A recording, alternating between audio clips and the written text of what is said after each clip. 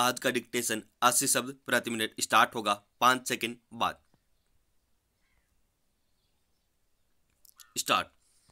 अध्यक्ष महोदय, वित्त मंत्रालय की मांगों पर कल से बहस चल रही है। इसके कई विषयों पर सदस्यों ने अपने विचार प्रकट किए। कांग्रेस के सदस्यों ने वित्त मंत्रालय की बड़ी प्रशंसा की, परंतु अन्य पार्टियों के सदस्यों ने वित्त मंत्रालय के कार्यों की आलोचना की। मैं इस तर्क में नहीं पड़ना चाहता हूं।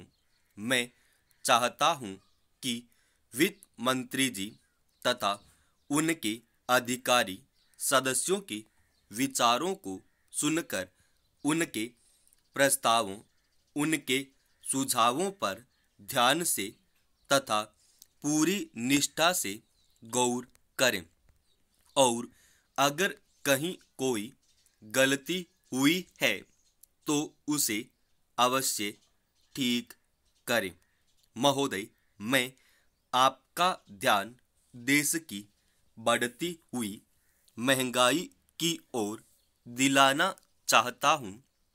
वैसे तो इस सदी में सभी देशों महंगाई बढ़ी है और सरकार की तरफ से यह कहा गया है कि हमारे देश में महंगाई दूसरे देशों की अपेक्षा कम बढ़ी है।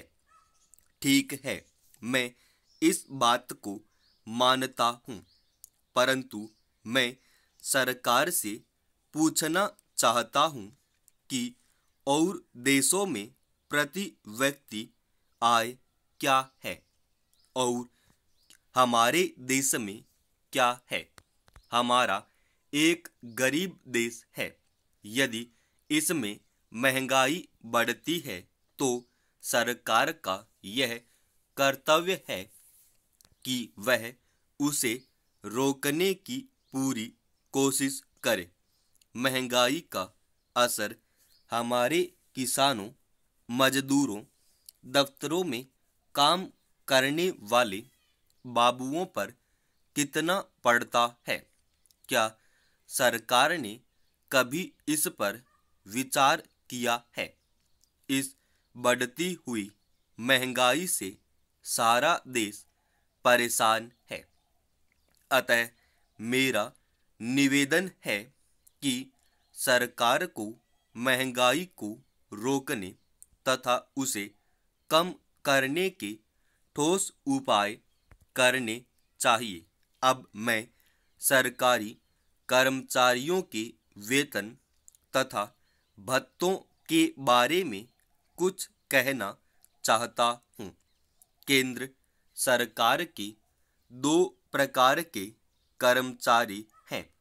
एक तो वे जो केंद्र सरकार के कार्यालयों में काम करते हैं और दूसरे जो केंद्र सरकार द्वारा चलाए जा रहे सरकारी प्रतिष्ठानों में काम करते हैं, जैसे बैंक, बीमा कंपनी, जीवन बीमा निगम, भारतीय खाद्य निगम आदि। इन दोनों के वेतन तथा भत्तों में बहुत अंतर है। मैं एक उदाहरण देना चाहता हूँ।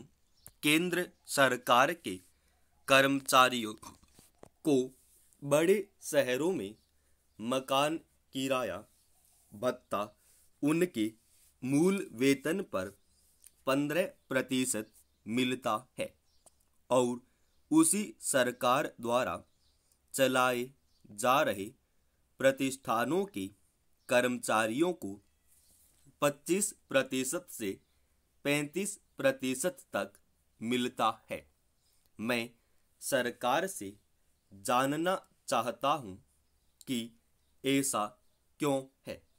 सरकार के सभी कर्मचारियों को एक समान वेतन तथा भत्ते दिए जाने चाहिए।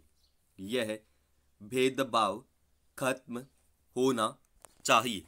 समाप्त।